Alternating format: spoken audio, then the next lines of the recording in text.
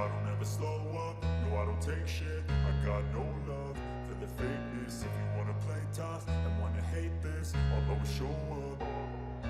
I don't ever slow up, no I don't take shit. I got no love for the fakeness. If you wanna play tough and wanna hate this, I'll always show up and make a statement. I don't ever slow up, no I don't take shit. I got no love for the fakeness. If you wanna play tough and wanna hate this, I'll always show up and make a statement. Everything. Ada banyak dinamika di sisi garasi Marc Marquez, Repsol Honda Team, di mana juara dunia 8 kali itu memiliki 4 RC213V yang tersedia pada hari pertama tes pra-musim di Sepang kemarin. Satu yang dia selesaikan pada 2022, 2 unit RC213V 2023 yang telah terlihat beberapa kali, dan 1 RC213V dengan beberapa bagian baru yang relatif tidak terlihat, termasuk menggunakan swingarm aluminium baru yang mungkin bisa kita sebut Kalex 2.0. Jenis RC213V yang keempat, motor itu menampilkan asupan udara baru tetapi menggunakan sayap aero yang sering dipakai Marquez pada paruh kedua tahun 2021.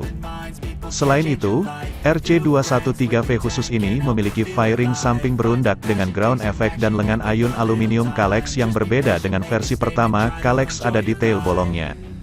Saking fresh from the oven-nya swingarm ini, sampai belum dikasih detail ala-ala Marc yakni berupa air duct di bawah untuk mendinginkan kaliper rem.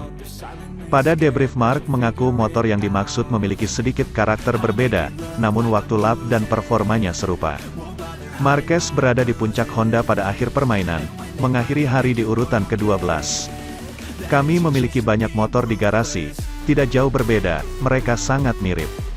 Di antara satu, ada perbedaan besar, tetapi kami memulai hari dengan basis yang kurang lebih dari Valencia dan kemudian kami mulai mengerjakan beberapa konsep dan beberapa hal. Terkadang sulit di pramusim karena setiap balapan menghasilkan perbedaan yang cukup besar pada motor, tapi selangkah demi selangkah saya merasa nyaman dengan motornya. Namun bagi saya, itu adalah hari yang positif terkait kondisi fisik saya karena saya merasa jauh lebih baik dari tahun lalu, ini sangat penting. Tentang motor baru, rasanya konsep baru kurang lebih seperti Valencia. Besok kami akan mulai bekerja dan juga di Portimao saya pikir sesuatu yang baru akan tiba. Mari kita lihat, kami harus terus bekerja di garasi kami, mendapatkan semua informasi dan meningkatkan 10 demi 10 karena kami masih jauh dari pebalap teratas. Sementara itu, pada tahun keduanya di MotoGP, Marco Bezzecchi makin menunjukkan taring. Ia berhasil memimpin dominasi Ducati di tes pramusim MotoGP di Sepang. Marc Marquez hanya mampu berada di urutan ke-12. Tak ada kejutan pada hari pertama karena Ducati masih terlalu kuat di trek, sementara Honda masih terseok-seok dari sisi kecepatan. Bezzecchi, yang merupakan rookie terbaik tahun lalu, sudah menunjukkan ancaman yang tercepat hari itu. Pada jam terakhir, ia membukukan putaran tercepat 1,58,470, cukup untuk mengalahkan Enea Bastianini, yang pada gilirannya menyalip Jorge Martin untuk menetapkan 3 posisi pertama di tangan pembalap muda merek Italia. Hanya Maverick Vinales dan Aprilia yang dapat menyelinap masuk, juga di bagian akhir hari itu.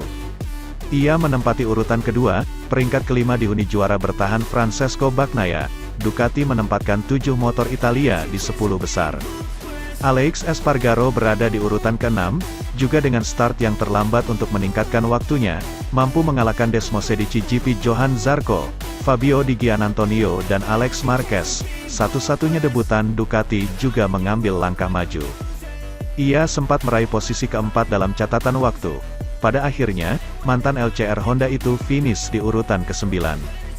Pabrikan non-Italia pertama adalah Yamaha menempatkan Franco Morbidelli di depan rekan setimnya Fabio Quartararo, yang finish di urutan ke-11, tepat di depan Marc Marquez, andalan Honda yang lebih lambat 0,954 detik dari Bezzecchi.